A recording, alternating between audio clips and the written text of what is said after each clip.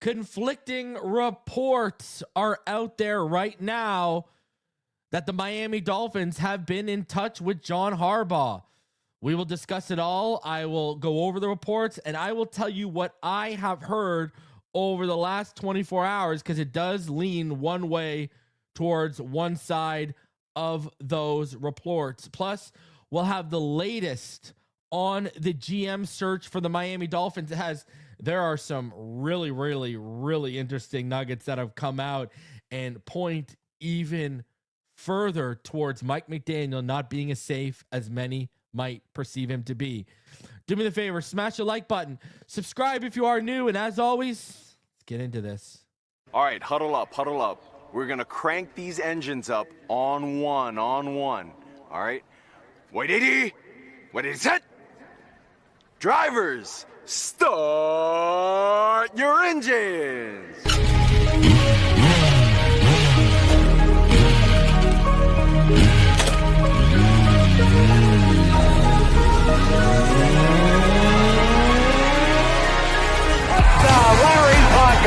This is the Finish Line. I coached a great offensive lineman in the past. Larry Little, Dwight Stevenson, Jim Langer, all Hall of Famers, and Richmond Webb belongs to that same group. Here are your hosts, legendary Miami Dolphins left tackle Richmond Webb, Reason, and Mr. Ballgame.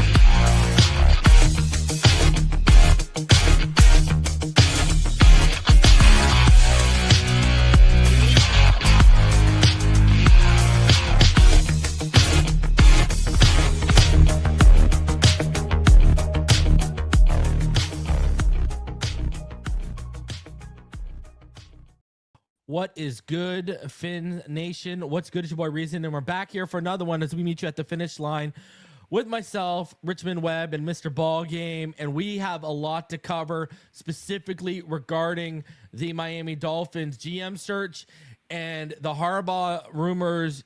You know, listen, the smoke keeps on pillowing out like there's a man on a mountain just waving a carpet at a fire right now, and the smoke is real and the fire is real. We're going to discuss all of that.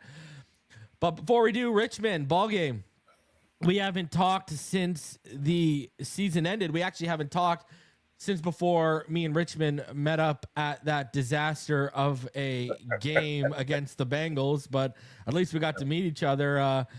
Hey, Richmond, it was not only great to meet you and great to introduce you to Sean and stuff like that, but I got to say, when me and you were talking, that one guy who just like, oh, Richmond, and came in and you know, interrupted for a photo and stuff. Brother, I thought he was going to show you his whole life on his phone, the way that man was rolling through his phone. He was showing Richmond pictures of him in New York. He was showing baby pictures. There was pictures all over. So how are you doing, Richmond? How are you doing, Ballgame? How are you guys feeling now that we are officially into the off season and it's over? Yeah, Happy New Year, everyone. Glad to be back on the show. Like you said, it was definitely an honor to meet my man Reason.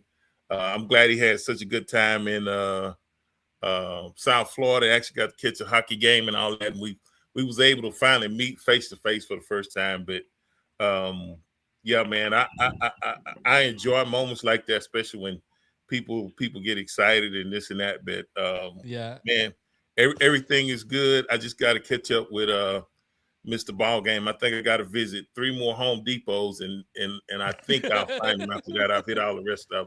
But just glad to be back on the show.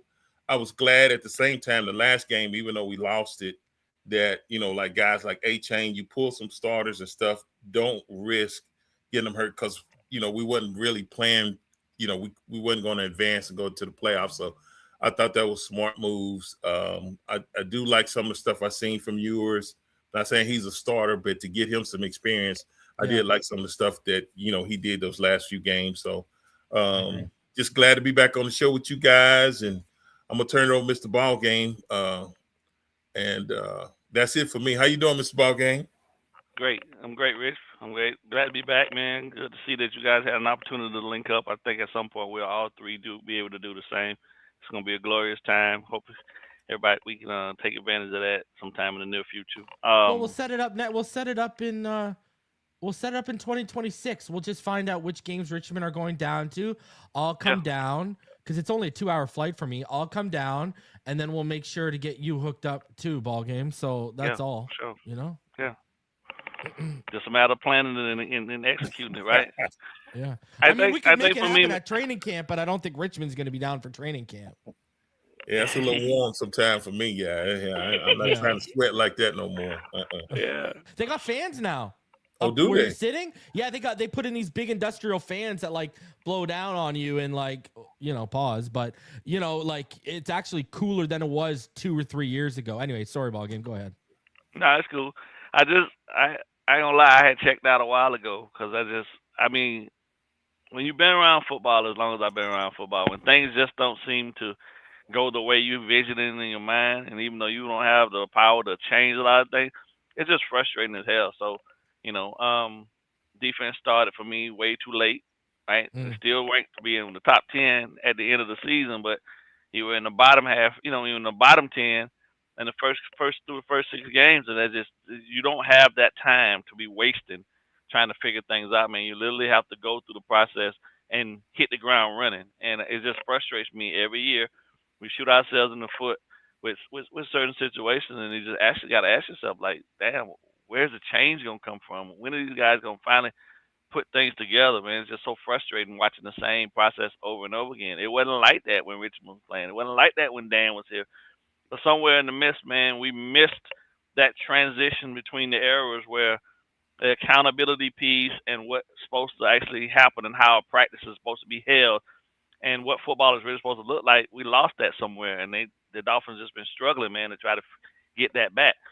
The teams that are consistently in the playoffs, consistently look. Sean took the Broncos. Now the Broncos are right back into the mix again, even after he left the Saints, and they were, you know, they were always playoff teams with the Saints, right? But some things just work, man, and no matter how fancy guys try to get with trying to make football something it's not, you know what I mean? Oftentimes they overthink things and you miss the key ingredients that could be most successful pieces for you. And it's just frustrating, man. Like we knew Mike was a little, you know what I'm saying, out there in regards to experience or lack thereof. Right? So you accept that. But you got all these other guys with all this other experience around and you mean to tell me you can't rein this guy in and get him to understand, like, dude, we gotta focus more on this. Like let us take this piece while you focus on that. The ego of some people, man, can be the detriment of your organization, and I just feel like this is unfortunate that the fans have to sit through that year after year, waiting for this guy to trying to figure out exactly what's next. And you waste, you know, and now you got all these question marks about your quarterback, who your quarterback's gonna be, all these changes and all this lackadaisicalness that came into the process when Tua had a system in place, man. I don't give a shit what Nick Hicks had to say about the organization. If he was forcing Tua to be the best version of himself, you should stick with that. Get out your feelings, man. Sometimes things don't need to be changed wholesale, and you know, because if your quarterback's off, then the rest of your offense is off. And as we saw, our quarterback was off, so you didn't have no offensive fluidity, and it suffered. The game suffered. A lot of the players suffered as a result of that. But if he needs to get back with Nick, let him get back with Nick, man. I don't give a shit what Nick. I'd have him working with both again. All of them, both of them. Yeah, exactly. Because at the end of the day, but I think it's over, Ballgame. Yeah, it has to be. It has to be at this point. You know what I'm saying? Because but the word on the street is if McDaniel stays, Ross wants to see him with a new GM and a new quarterback. And if we get a new GM who doesn't want McDaniel and McDaniel is gone, or if we get a Harbaugh, they're going to want their own guy. They're not going to want to be tied to, you know, McDaniel had something to prove, right? Like, that's why he made Tua work. Harbaugh don't got nothing to prove. I don't want my own guy. I don't want to get saddled with that, right? Well, factor this in for a second, right? At the end of the day, the Baltimore Ravens, for as much as people talk about them, they still, in my opinion, underachieved a lot. Just because of the fact that on every Sunday in and out, I still never saw any high, upper level passing concepts that Lamar was executing, right? And I never saw anything other than that block 7, 2 tight ends set, block 7, then the tight ends leak out to the open areas of the field, or Lamar would wait, take off, make something happen with his feet. So My question always was: is he the problem, or was their offense the problem? Or was Lamar the Or problem? was it a combination of both? Yeah, was Lamar the problem, or was it the person calling the plays the problem? Because you could look at their offense and tell exactly from the formation that they came out what they were trying to do, or what in the general vicinity of what the play was going to be. And it was the most rudimentary and most basic offense on the field. But you got this supposedly star athlete back there, right? That's what he is. He's an athlete playing quarterback, and But people that's the kill thing, me. Yeah. And people kill me when I say that, like I'm wrong, but like nobody can ever tell me differently because you don't have anything to pull from to say that he can be considered all the time up there with a Pat Mahomes. Because Pat can do it from the pocket, on the edge, and there's just a different level of how Pat commands an offense. That Kansas City offense is extremely intricate. Hence the reason why Lamar was just a new age version of Cam Newton, in my opinion. Not to take anything from Cam being an amazing athlete, but he never fit that whole QB, right, model for me because he couldn't complete them passes that a professional quarterback is supposed to be able to complete consistently. You get spots here and there, and Lamar too. He still can't complete the 20-yard out or the 20-yard dig. He still can't do it on a consistent basis. So I often think too, they always, the NFL got his ass backwards, man. You're always firing the coach, but never holding the player accountable. But I always go into this because people try to say, well, he never won with Derrick Henry and Lamar Jackson. Okay, well, answer me why he won with a really good defense and a guy who could beat you from the pocket and Flacco. It's because when it comes to January, February, you got to be able to win from the pocket. Got to be able to win from the pocket. And remember, Flacco beat Eli Manning's touchdown. And run the ball. He beat Eli Manning's touchdown interception ratio record. I think Eli threw 10 touchdowns to 0 interceptions in one of the Super Bowl runs, and Flacco threw 11 or 12 touchdowns to 0 interceptions. So, he was clean from the pocket. He was decisive. Flacco's always had an arm. Yeah, he was a statue, but he always had the arm. You know what I mean? He was, let's be honest, he was a better processor. They gave you old school football. They gave you run between the tackles. We might hit you on the edges every now and then, but we're gonna abuse the A and B gaps, and we're gonna play action you.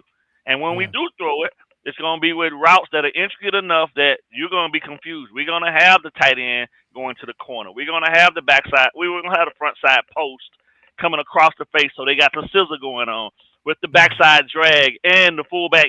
The fullback, everybody is involved in the play.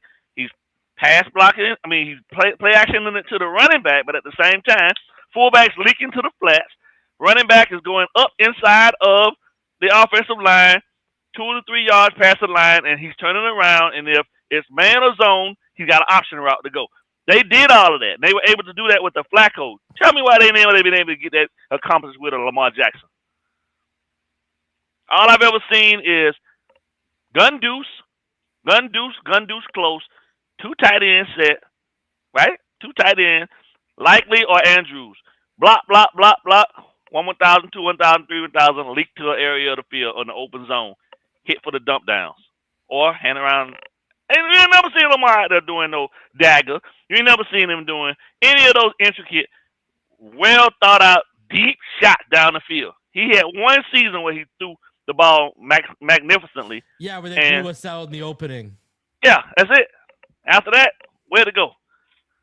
Yeah. They went away from it because he couldn't consistently do it. But it ain't about that. I'm just saying to myself, they screwed up by letting Harbaugh go because I don't believe it was ever about Harbaugh. It was about the fact that they got tied to a guy that really and truthfully, first he held him over the barrel for that first contract that he got when he got that extension, right, with his mom negotiating for him. And then you're going to talk about the offensive coordinator is the problem? Like, the offensive coordinator the offensive coordinator, really and truthfully, nowadays, these Jews are out here building their offenses around the capabilities of the quarterbacks. Not that the quarterback has to come in and be capable of running their offenses. That's ass backward too, in my opinion. Why do I have to go through? I've got 17, 18, 20 years of experience, and I got this kid who is maybe 5, 6 years in, and I gotta change everything that I know has been successful for me and my run as an offensive coordinator or as a coach in the NFL to appease this dude who can't do 2/3 of what I'm asking him to do. But they'll learn. You got rid of Harbaugh, but whoever coming in and replace him ain't gonna be much better. There's word right now that it's not over. That Lamar Jackson might also, even though he's gone, Harbaugh's gone. There's word coming out right now that Lamar Jackson might not be totally happy to sit there and stay because he need to leave too then because it wasn't just John. Mike Florio was on 93.7 The Fan and said that there's a possibility Lamar could be gone too. But let me get your thoughts, Richmond. What did you think of Tua Tagovailoa? You think he's gone? Unfortunately, yeah. Matter of fact, when I was down there, I was talking to, some of the former players, and one of the things we kind of talked about was, rather than saying that they benched Tua, I think it would have probably been better to say, hey, the season's over. We're not going to the playoffs. We want to take a look at some of our younger quarterbacks.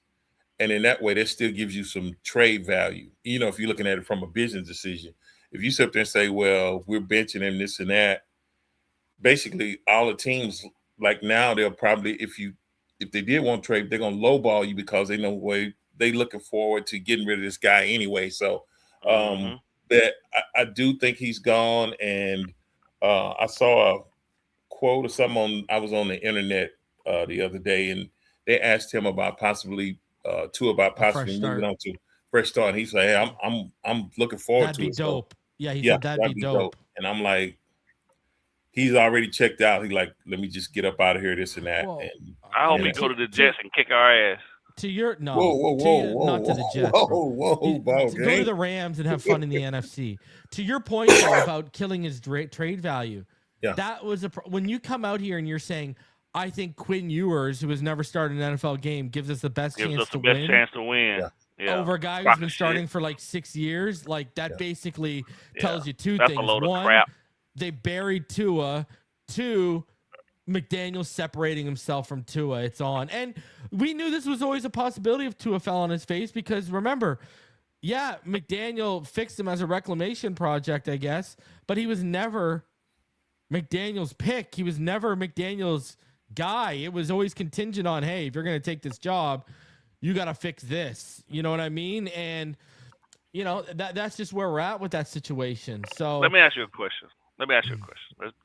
Since we're here now and you got nothing to lose, was Brian really wrong for saying out loud that he didn't think Tua was ready yet? Like he didn't feel like he was ready to be thrown back into the fire just yet? He wasn't wrong, right? No, we knew he wasn't wrong back then, but the owner meddled. What happened? He got called into a meeting. Chan Gailey was left out of the meeting, the offensive coordinator. Brian Flores got called in by Garfinkel, Ross, and Chris Greer, and they said, you have to start Tua Tagovailoa. Because the point that you're making, he said that in a Zoom meeting 2 weeks prior to Tua starting, and then everyone looked at Flores and said, dude, just 2 weeks ago, you said if he was my kid, I wouldn't want him starting yet. That's exactly what you said. Now, 2 weeks later, all of a sudden, he's ready to be an NFL starter. It's the meddling. It's the constant meddling. They did it with Tua. They did it again with Tua and more when they hired McDaniel. You got to keep Tua. You got to keep Eichenberg. You got to keep Jackson. Oh, you want to bring Fangio in year one? No. You got to keep Boyer. And oh, by the way, you got to keep Crossman. And we know why they kept Boyer and Crossman, because Boyer and Crossman were the two guys that shivved Flores in the back. Right? They're the ones, people always wonder, well, why did Flores stop talking to all of his coaches and everything? And why was he only talking to Gerald Alexander, the DB coach? It's because Gerald Alexander was the only one who didn't throw him under the bus. Everyone else was throwing him under the bus for right or wrong. To Garfinkel, to Greer, to upper management, et cetera, et cetera. So we got the country club vibe, hey, they're our buddies. They look out for us. We'll look out for them. And the meddling. And that's been the big thing about this GM search. And we're going to talk about it because I don't think there is some meddling, but it's not as bad as we think it might be. But to me, it's, the new GM should be deciding everyone's fate. It shouldn't be, hey, you got to keep McDaniel, but it does look like we'll get into that. So let's start off with the news here. Go ahead, quick. Go ahead. I'll get into it because my thing was, why the hell would you even rely on Mike to be a part of the process? He's not. It came out yesterday that he's not part of the process. Yeah. Okay. Well. All right. So let's get into this. Let's just start off with this morning at about 9 a.m. Eastern. Josina Anderson tweeted this out. She said, "I'm told the Dolphins have been in touch on John Harbaugh, per league source. It's my understanding Todd Monken could have a path to still be Harbaugh's OC, withstanding other opportunities. If Monken departs Baltimore with the arrival of the Ravens' new head coach." Now, only about 2 hours later, Barry Jackson he tweeted this out. He said the Dolphins have not reached out to or engaged with John Harbaugh in any way, according to 3 people with direct knowledge. I can't predict the future, but that's where we stand at this time. So now what have I heard on the situation? I heard yesterday they were in contact in the day. That's how they knew he was getting, they knew what was coming down the pipeline. Okay. I heard they were in contact after he got fired again and both times I'm talking about with his camp, not directly with Harbaugh, but I was told with his camp. I was told then they were in contact with his camp after he got fired. And I have also been told what I tweeted out. Like, there was a reason I tweeted out what I tweeted out yesterday about Chad Alexander. I was told there was some influence and the thought of bringing Harbaugh in. It's not the main reason, but it's one of the factors into why Chad Alexander is currently a GM candidate for the Miami Dolphins, because that pairing is something they're not only looking at, they know John Harbaugh would be very high on. Now, Love from Praha says Harbaugh would be Doug Peterson 2.0. Go get Clint Kubiak. That is the Seattle Seahawks OC. Thomas Brown for OC. Aubrey Pleasant for DC. Phillip Rivers for quarterback coach, and Alec Halaby. That's the assistant general manager from Philadelphia. And then shout out to Penn. She gifted 5 inside the NFL membership. So I basically heard what Josina's heard, and I know the guys at 3 yards per carry, they heard that there was contact between Harbaugh's camp and the Miami Dolphins after he got fired yesterday evening. So there's all these conflicting, contradicting reports. All right, let's get your guys' thoughts on not just that stuff, but the whole Harbaugh situation. Let's start with you, Ballgame. What do you think on this whole situation? I think the dude I told you. I mean, I've been saying for the longest time, he got a raw deal, bro. Like, at the end of the day, right, I think, what I'm saying, the dude has made a name for himself that nobody can challenge. But then the audacity of you to think that you're going to be able to go out here and find somebody to be able to push this Ravens team, like, you made him sign. You didn't allow Lamar sign this freaking ridiculous ass contract that strapped him. So he had to go build through the draft, which they did an excellent job of going out and getting some real good guys to be able to come in and complement things on that. But like, you got wide receivers, couldn't stay healthy. You feel me? Like, all the things that he did, right? None of those guys really, and it ain't all on Harbaugh's fault, but at the same time, you get rid of the guy who consistently kept you afloat. Like, none of that stuff really worked up there without him. So now you back to square one, thinking that you got such a gem in your quarterback, but you ain't got no leader. Right? That dude is a leader of men. Without anything else, one thing's for certain that nobody will ever be able to question is whether or not Harbaugh can lead men. And you don't win Super Bowls in the NFL without being a leader of men. He has proven that time and time again. And he's taken and done more with less than most people have done with a plethora of weapons and all sorts of high-level players, at their disposal. So for me, I'm torn because I always feel like the coaches always are the ones that get a raw deal. But if he has a desire to coach still, that means that he's got a chip on his shoulder, which means that I would love to have that version of Harbaugh now at this point, because He would be the perfect guy to come in and right this ship. A nice blend of Flores, that no nonsense attack, that no nonsense approach. Hold your ass accountable for everything that you do, and ain't nobody, no matter how big of a star you are, you don't get to just do whatever you want to do. No, you're gonna be held accountable. That's what this team needs. That's what Jimmy Johnson was. That's what Don Shula was. You feel me? All these other yahoos that came along after that was wanting to be buddy and all this other stuff. Tony Ferrano was even hard ass. You feel me? To a degree, and we had some success with him. You know what I'm saying? Yeah. So there's a certain level and a certain type of coach that you need. Even now, in this era where these dudes are making all this type of money, it don't matter how much money you make if you're running around like a chicken with your head cut off. You have to have somebody willing to pull everything together and hold everybody accountable so you all can move forward together. So it's true. It will be the best thing for 2026 for me. Oh, we're gonna get into a ball game. Don't worry, you're gonna get more to talk about this. We ain't done. Richmond. Okay. What are your thoughts on this situation? Oh, buddy. Oh, don't worry. I took the ball game was talking. We going in. What are your thoughts on this whole Harbaugh situation? Because you've been around Don Shula. You were around Jimmy Johnson. You've been around Super Bowl head coaches. And to Ballgame's point about Jimmy, I'll add to that. Jimmy was the last Super Bowl head coach we've had here. We haven't had a guy with a Super Bowl under his resume in over 30 years. Exactly. Anyways, Richmond, what do you got to say? Yeah, I've always respected, Coach Harbaugh, John Harbaugh, or whatever. I think what I truly liked about Baltimore, and it was consistency.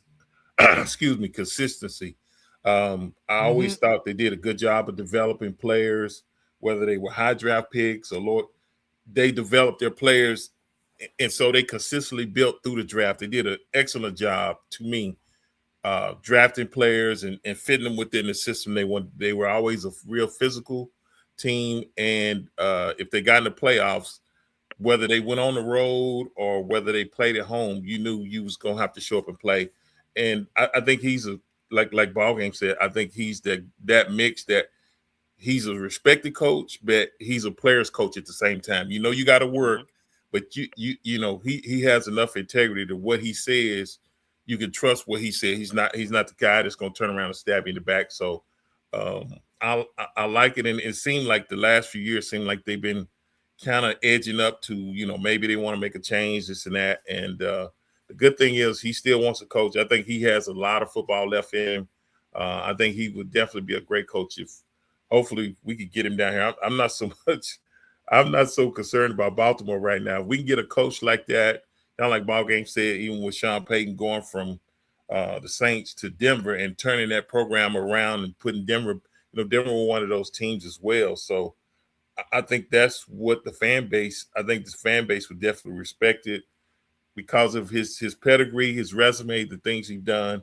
I think it will be a good match. But we're not the only team that is after a guy like that. But I think it would be a win-win if we could bring in somebody like that and his caliber. I think we could really do a good job. And like you said, like even Eichenberg and some of the draft picks, for some reason we hit or miss sometime on the higher draft picks.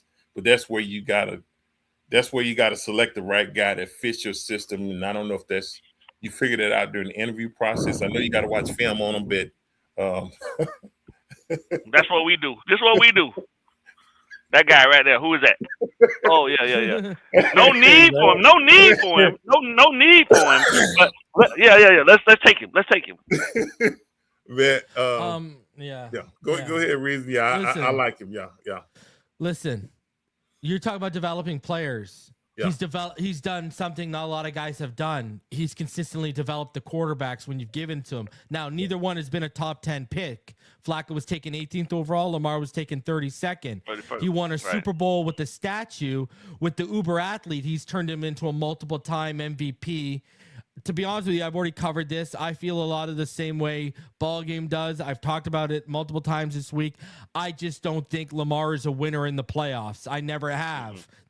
And that's not a slight because not a lot of guys are. Marino wasn't a winner in the playoffs. It is what it is. It's just Josh Allen hasn't proven to be a winner in the playoffs yet. It is what it is. Now, Joe Burrow, if it wasn't for injuries, he proved he was a winner in the playoffs by going to the Super Bowl in only his second year, right?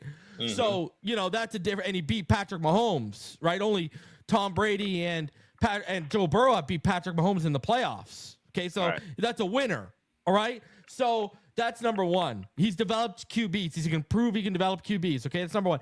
And on opposite ends of the spectrum, the uber athletic guy or the statue, right? He's developed both of them. Okay, that's number one. Number two, the AFC East is not just an arms race anymore at quarterback. Drake May's here. Josh Allen is here. The Jets have all the capital to go get a quarterback in the next 2 years of their choice. It's kind of a head coach arm race now. You've got McDermott, who's a damn good coach. You've got Vrabel, who, when you guys were speaking about the qualities of Harbaugh, doesn't Vrabel meet a lot of the criteria too, right? Guy who knows how to win in the cold, guy who knows how to connect with the players as a former player himself, guys who's no nonsense and he's about winning when it comes down to it, blah, blah, blah, blah, blah.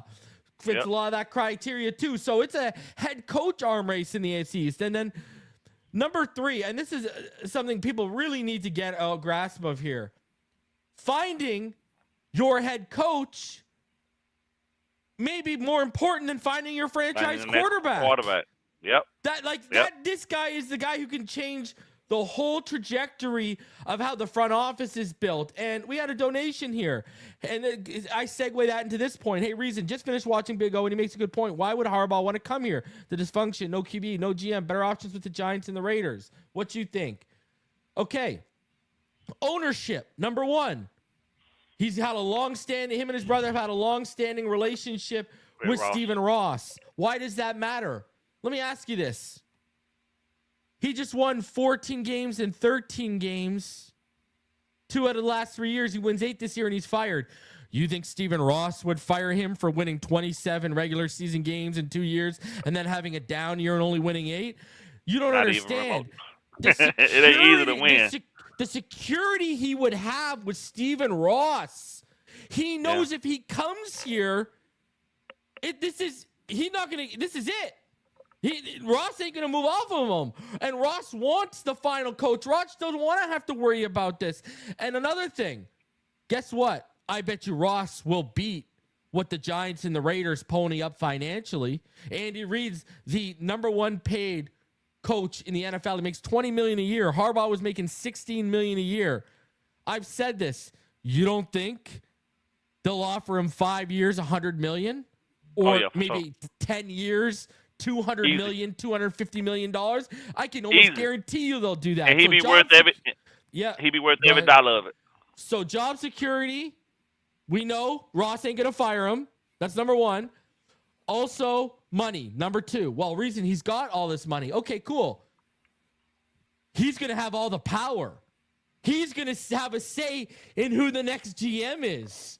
He's going to have a say in all of player personnel. He's going to have the problem with the Giants right now is their GM, Joe Schoen. I don't think he wants to work with Joe Schoen. That's why we moved on Chad Alexander. So you're talking about money. You're talking about power. You're talking about job security here. And really, are we really in as bad a shape as people want to make us out to believe? We have the number 11th overall pick. We have like 6 or 7 third-round picks over the next 2 years.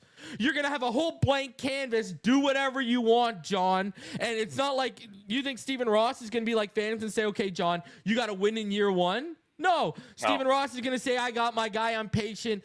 Take a couple years to fix it if need be. Just get it right, John. That's what he's going to say. And so when you factor in all these things, plus, do we got to get into the state income tax factor? Do we get into the fact that he's 63, and when you're 63, Boca Raton and all these South Florida places look real nice, huh?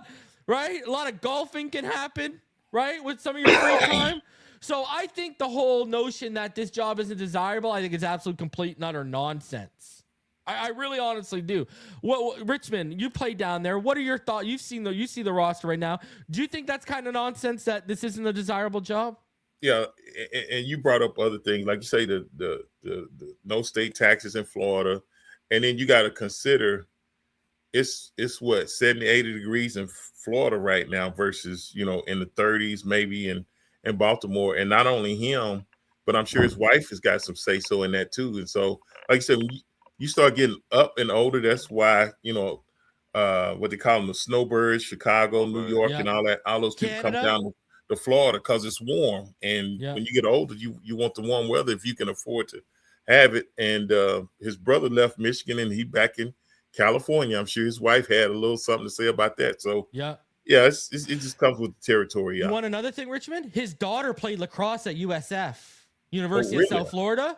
Yep. His daughter played at USF. And Pendas is right. Let's not forget, bringing a storied franchise back to relevancy would be a hell of an accomplishment.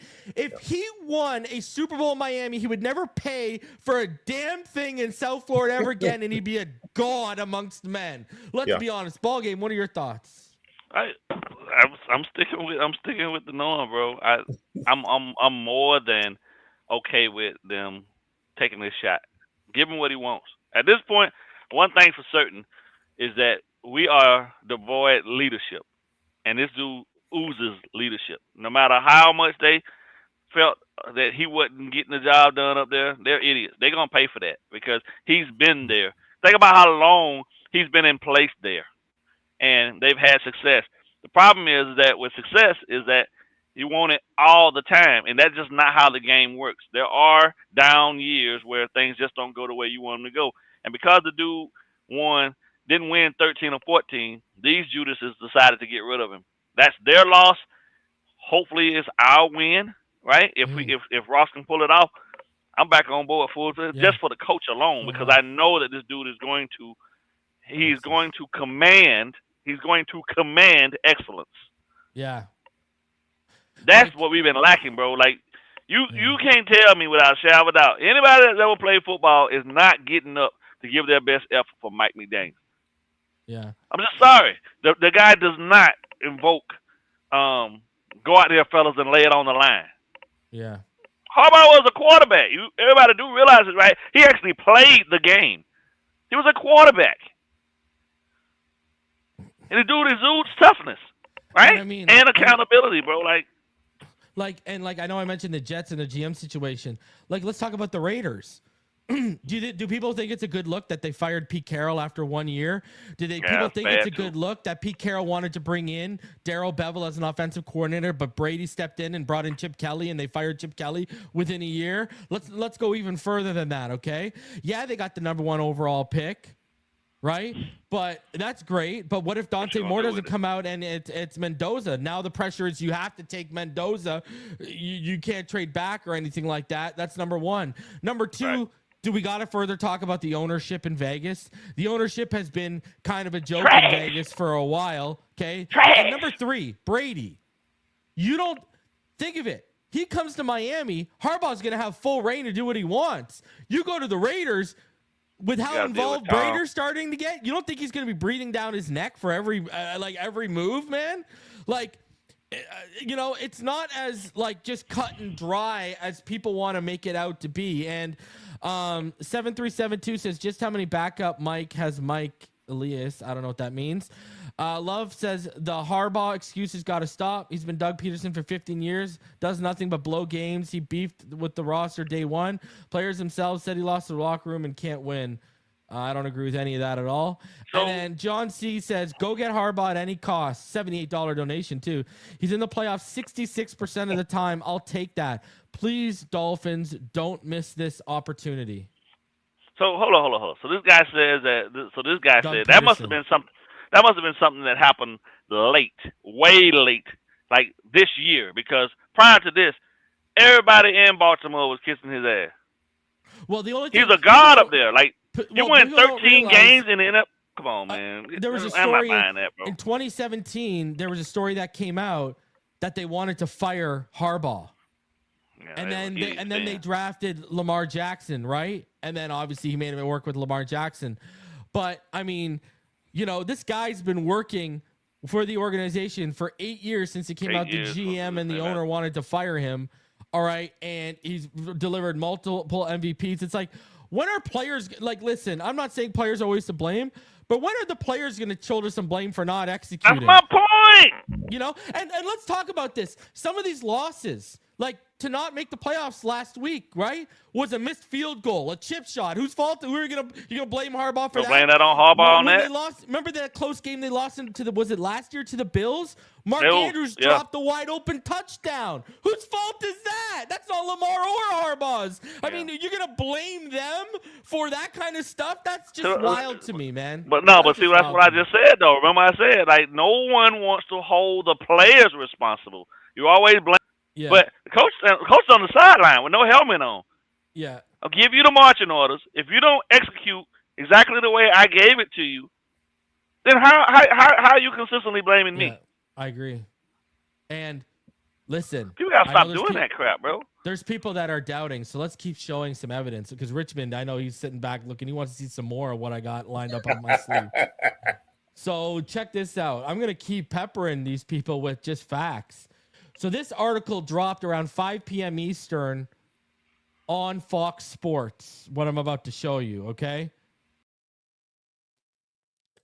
So this right here, all right, if we read it, what does it say? Given his resume and long record of success, it wasn't a surprise that at least 9 teams reached out to John Harbaugh in the hours after he was fired on Tuesday. The surprising part is that only 6 teams, not including the Baltimore Ravens, are currently looking for a head coach. So yes, a well-placed source told me that there are at least 3 teams and possibly more who are having at least some internal discussions about firing their current coach now that Harbaugh, the long-term Ravens coach, is on the market. And those teams obviously wanted to gauge his level of interest as they decide whether to actually pursue him. The Miami Dolphins, who so far have stood by and battled head coach Mike McDaniel, are reportedly one of them. And a source on one team hoping to make a big push for Harbaugh in the next few weeks told me that at least one of the expected suitors is playing this weekend in the wild card playoff round. So imagine that. Imagine that. You have a coach in place. You have a coach in place, but this guy gets fired, and you're willing to go and say, great job, but this guy's better. We know he's better. You'd be a fool not to. The dude's track record speaks for itself. Simple and plain, right? But I don't understand the mind sometimes of people wanting to blame the coach when players are the ones that have to go out and execute the plan. Like at the end of the day, a good general, hell, a good master chief, a good senior chief, we take the orders from the lieutenant commander, right? If we go down range and we mess something up, everybody is held accountable. At the end of the day, the person that's standing in front of the court martial is the person that was in charge. That's heavy as the head that wears the crown. We're okay with that. But I would rather trust this dude, Harbaugh, to be in charge of any and everything associated with Miami Dolphins than Mike McDaniel on any day of the week. And I don't give a damn how much money you put in front of me. The dude just not have it. He's not it. Yeah. He's not it. You're not going to be all in with this guy standing on the sideline, switching out his damn sunglasses. I think he's every quarter. You know what we've learned this year? In man. In the 2 losses to the Patriots, I think we've learned that it's McDermott all over again. He's not going to be able to outcoach Vrabel. Now you've entered to the territory of there are 2 coaches in the division. That you can't even get past. I'm not done, and I want to hear Richmond Webb's thoughts on this. I ain't done. You thought I was done. I ain't done. So everyone's saying, well, Barry Jackson disputed this. Okay, well, guess what? Jordan Renan, a ESPN reporter who covers the New York Giants, who the people in the chat are saying he's going to the Giants. He's going to the Giants. I want you to check out what he said. This is from 2 hours ago. This is at 5:35. This is what he said. All right. So Jordan Renan says the spot to watch as top competition now for John Harbaugh would be Miami. That's a New York Giants reporter telling you right now, only 2 hours ago, that the top competition spot for the Giants for landing Harbaugh as it stands right now are the Miami Dolphins. That's from a Giants reporter right there. So you don't have to be a rocket scientist to figure out that he get whatever he wanted here. Listen, let me tell you this. All right. Okay, now we're objective. We showed it all. So let me tell you this. Just based on this, you're telling me a New York Giants reporter who's reporting the top competition for the Giants is Miami. I don't want to ask you this, Richmond. Is Miami for John Harbaugh? But yet Barry Jackson's trying to tell me there's been no contact between the Miami Dolphins and John Harbaugh's camp. Why would a Giants insider who works for ESPN be saying that if there wasn't some level? They have to know the gauge. They have to have a level on the gauge of interest, Richmond. No, and in order to be able to put that information out. And to have that kind of information, Richmond, there had to have been talks between at least Harbaugh's agent and the Dolphins to some extent. No. Yeah, and you know the thing I was sitting here thinking about when you talking about that, because you're good with the receipts. But I remember when his brother was at Michigan, and it was some stuff came up that Mr. Ross wanted his brother to come to the Dolphins and leave, the University of Michigan. So it's a relationship there with the family. So it's not hard. If you look at his whole body of work and what he's done, you can look at the last year or whatever, however you want to do it. But for it to be 9 teams already going after the same guy, he's the hottest thing on the market. It's a reason he's that hot. It's because they know he's a damn good coach. And if people are waiting on the sideline saying, well, we need to fill him out, would you be willing to come here? And if you are, they say, okay, we're going to let our coach go, but they don't want to put that out there publicly. They kind of go behind the door and say, hey, would he have interest in coming to, Miami or wherever the other teams are, like you say, the Giants, where the other teams are. A lot of them don't want to put it out there, but they're doing their homework and say, hey, if he's interested, we're definitely interested, and we would love to have him as a head coach, and we'll fire the guy we got here now. So, yeah, and we're not the only team with this mentality, clearly, right? Like that saying, like, I know that team that they mentioned in the playoff team. I know who that is. I know exactly who that is. Don't shock them tonight. Give them a little bit for tomorrow. Don't give it out to them tonight. I'll tell you guys tomorrow's video, but that I know, and I know there is, I know who it is. So, anyways, it's just, I don't know. It's wild to me. And then, what's crazy about this is, you look at also what Diana Rossini put out today too about this whole thing, and it kind of pushed towards, like, they're talking about us without mentioning our name. Like, they're talking about us. Check what out. So this is what she said. She said the Dolphins have met with several GM candidates, and while conversations about our Miami future that includes Mike McDaniel are taking place, I'm told decision makers have been pushing in interviews to hear candidates' thoughts on a new head coach as well.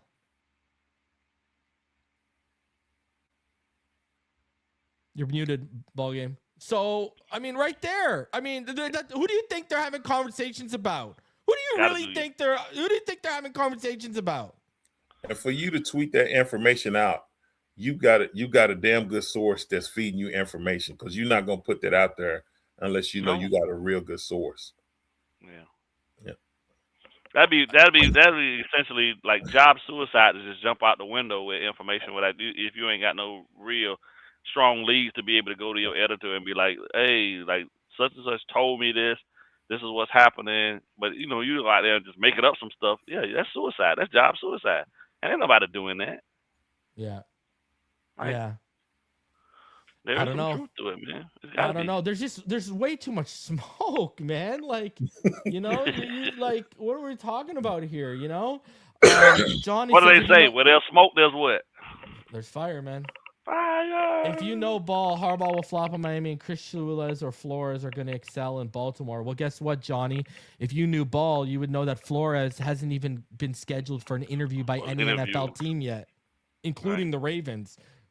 So, I mean, what are we talking about here? But I do agree Chris Shula is going to be a good head coach. Why do we want retired Jaguars at the blue pen? Well, what did the Jaguars do?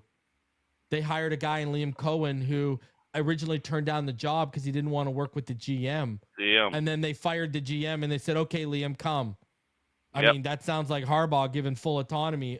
John C says, Ravens are always physical. Ravens open up the season blowing up the Bills at the Bills, and Derrick Henry put the ball on the ground. Hey, don't, John C, don't go start, bringing some sensibility to the chat and saying that, players not executing is also a cause for teams losing, because the pessimistic side of our fan base will have you believe that it's crazy. These same people that will say they don't like McDaniel will come out here and try to trash Harbaugh when it's not even close. It's not even close. Which guy you go with? It's not even a discussion. All right. What is Mike? 2 wins over 500 in 4 seasons? And how many playoff wins? Just Zero. You want to talk about Harbaugh having a talented roster and underachieving? We all agreed the 2023 roster was the best roster we'd seen in over 20 years in Miami. How did that go? Remind me how the playoffs in Kansas City in December after the beating the Cowboys went. You really want to go there? All right, you want to talk about underachieving? Holy jeez. It is what it is, man.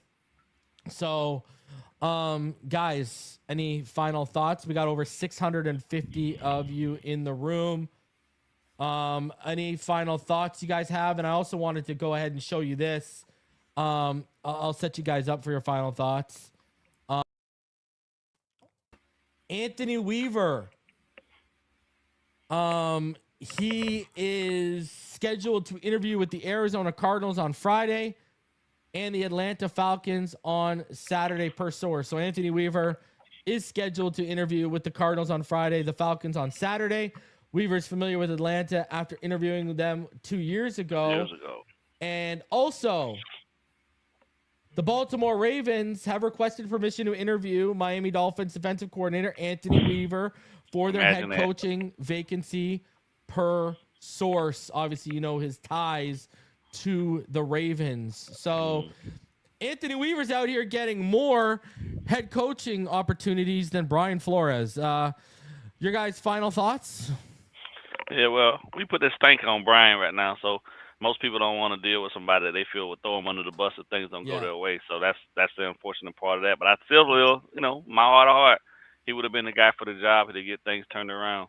There would have been a level of physicality here in Miami that we haven't seen since the days of Zach and Jason and Tim Bowen and all them guys. But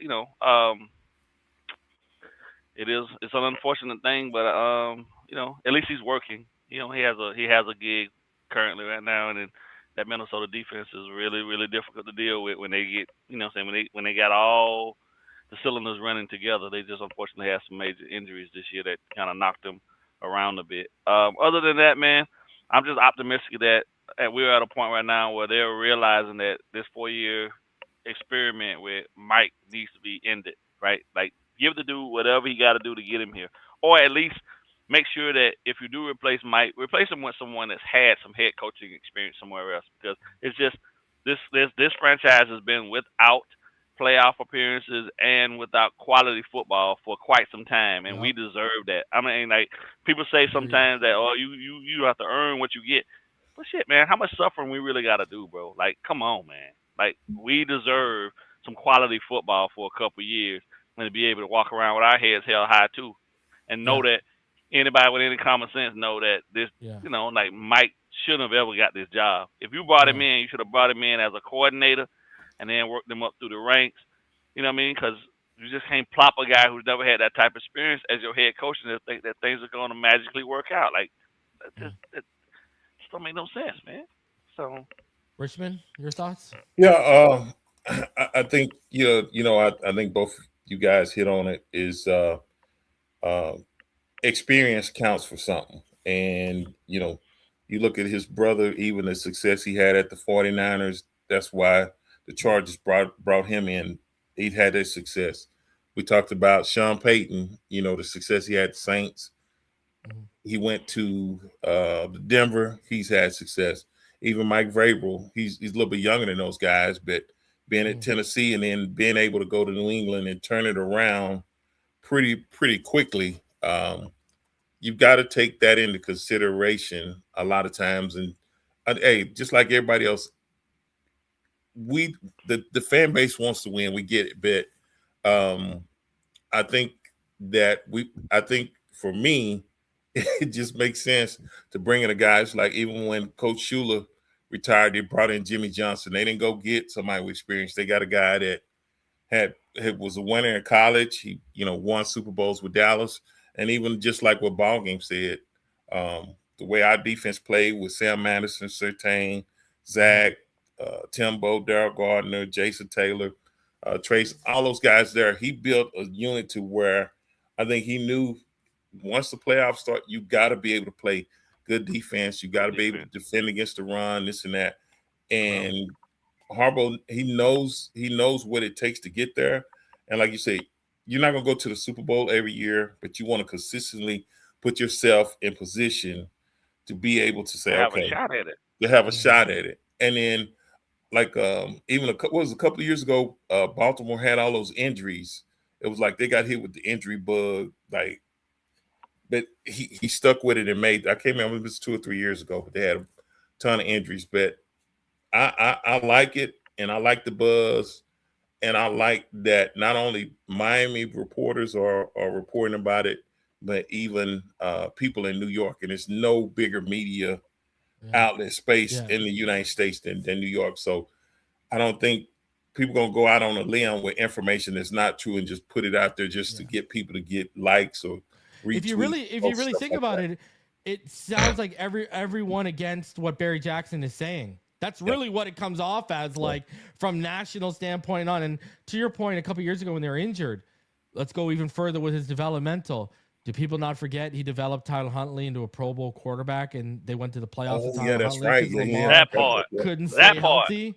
All right, we got a a guy who can't win games with a backup, and this guy's getting his backups to Pro Bowls. But okay, Craig Bryan says I'm ready for reason to release the Tua Nick Hicks files. If Tua goes, it's coming. Reason why use more annoying Flores culture Tua stands. I'm not trying to use either one. Brad says I'm not convinced we're attractive from a culture standpoint.